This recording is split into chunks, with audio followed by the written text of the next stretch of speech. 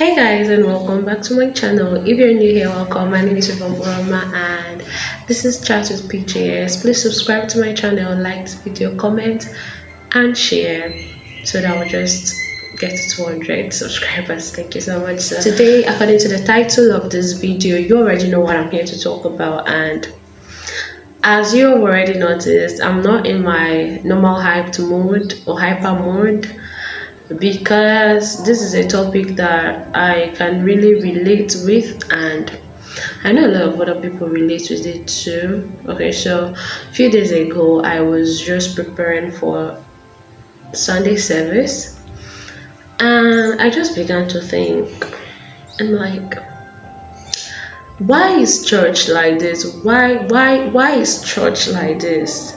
All right, church is meant to be a place of peace, a place of solace, a place of love, a place of goodness, like, you know what I mean. But it's not like that. Like, what's happening? Why is church like this? That was just my question. And yeah, I didn't get any answer to that. I was thinking about so many people who have gone through what, you know, I have been through church hurt, and I have a friend who actually haven't been to church for quite a number of years, just because of church hurt. It can come in different aspects. It can be that it can be a personal hurt, like, people hurt you in the church, like the workers of the church. It could even be the pastor of the church. They just hurt you, and then it's also in this aspect where, where people begin to think about what's just happening in the church, the business aspect of church, what the pastors do, maybe the character they portray. It might not really be personal. It might just be what they notice, what they observed in the church, like the politics that go on in the church and all of those things, and they are like, no, I can't do this, and it's kind of hurtful, and because of that many people leave the church. Personally, if you had asked for my opinion about church hurt like a year ago or 2 years ago, I'll probably be like, it's not that serious, right? But as we grow, we begin to notice a lot of things, and by, say, privileges being offered to you, maybe in the church, like positions you hold, you begin to see a lot of things that happen in the church, and you're like, okay, I get that now.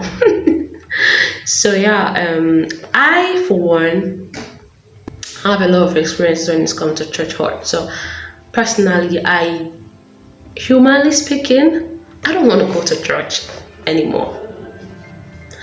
I know you will be like, people don't know me well, be like, what's she saying? yeah I think I can just stay on my own and grow my relationship with God and just be fine with God, and we're just cool. Jesus is cool, I'm cool, everybody is fine. I don't really need to go to church to be experiencing all of those stuffs. I don't want it. My body don't like it. And I know some of you bite my idea. I know some of the people who do not go there, and they don't belong to any local assembly, and they're really doing well for themselves and for their God. But I would say this, in as much as I don't want to go to church anymore, but I don't have a choice, because there are things that I will not gain.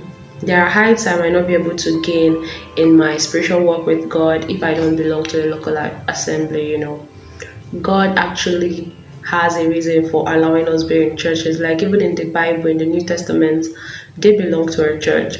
They had a church. You hear Paul say some things like, the church in Corinth, the church in Ephesus, they belong to a church, and that was for a reason. It helps a cumulative build-up of, say, graces, gifts of God, and all of those stuff. So I feel like it's really nice to have a local church, like, where you actually represent.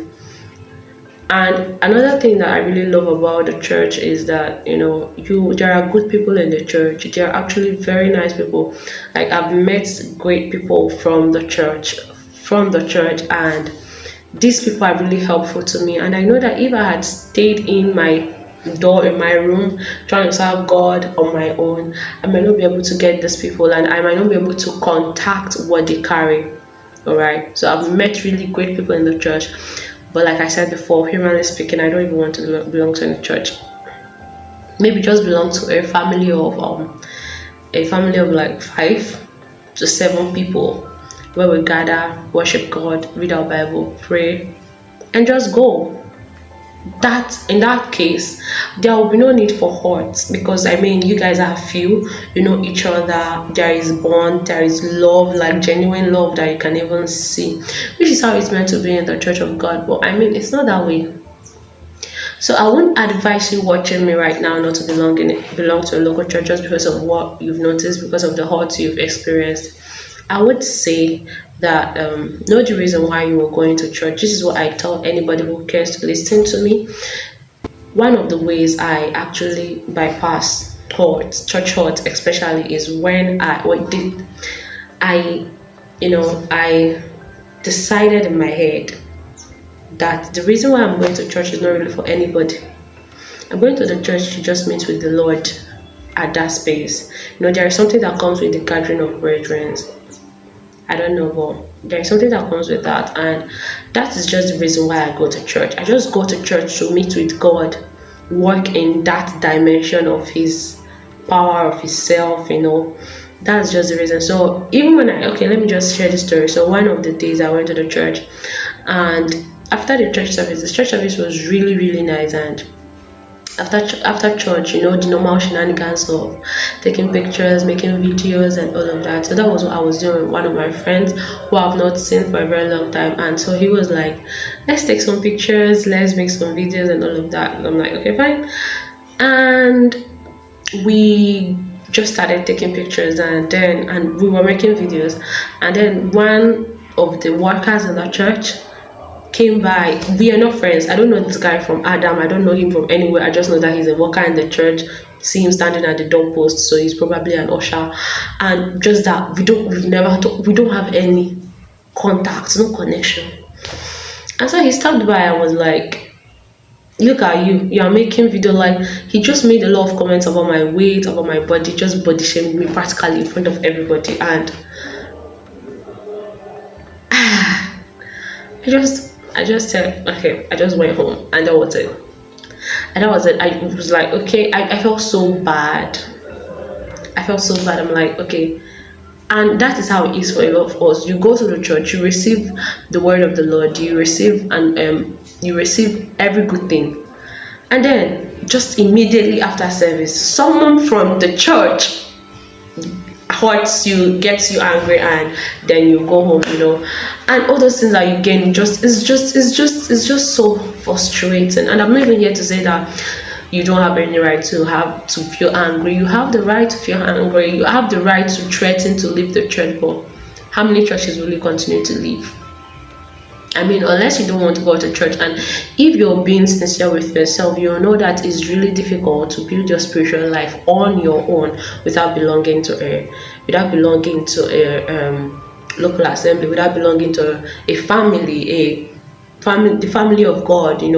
A family. It's pretty hard. It's not impossible, but it requires an extra effort. It requires an extra discipline. And if you would be sincere to yourself, you will know that you can't do it on your own.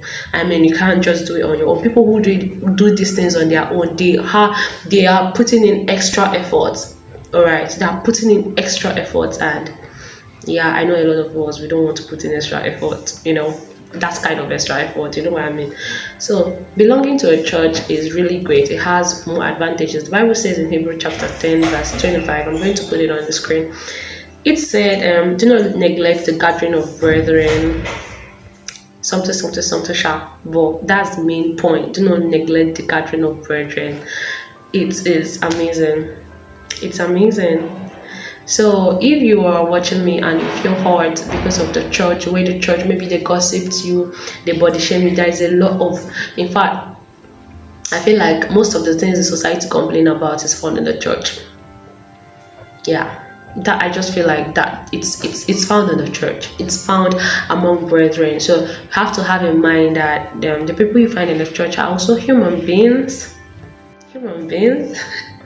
What's that?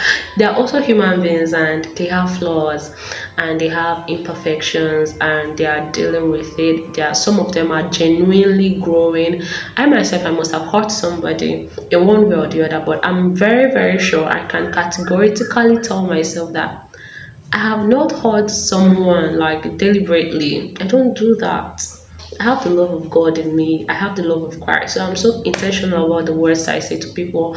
And when I even do that and I notice immediately, I retrace my steps, especially when it comes to church. Especially when it comes to church, I'm so particular about the things I do in the church of God with brethren and with them. I'm so particular about it because why not? You don't know who the next person sitting by your side is. You don't know what he or she is going through. You don't even know them. So the least you could do is to extend the love you have to the members of the church, your neighbors. But it is not it, and so it is what it is. So know that they have imperfections and they are still working on it. And those who are like genuinely working on their character, they don't want to hurt you. Some of them are out of, like I said, they don't know. So what I'm going to advise is, I want you to know that they are imperfect and they are genuinely growing. They don't mean to hurt you. It could be unknowingly. So I just want you to let go, forgive, and just move on. Like I said before, the reason why you do something is, I don't know how they say that, but I know that the reason why you do something is what keeps you in the thing, something like that. So if the reason for going to the church is to meet with God, what other human beings does might not really matter, even if it affects you, like as per human being where you be now. Don't let it linger. Don't linger so much in pain or in hurt, so that you don't begin to do things that are not supposed to.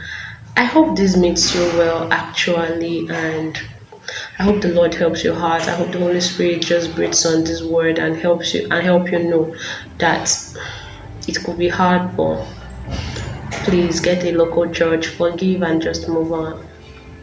Yeah, that's all I came to say. I look so chilled in this video, I know, and I like it. I think most of my videos will be coming in this mood, if myself will allow me, Sha. So yeah, thank you for watching this video. I hope you subscribe, like, and share this video to anyone who you think might need it. And see you in my next video.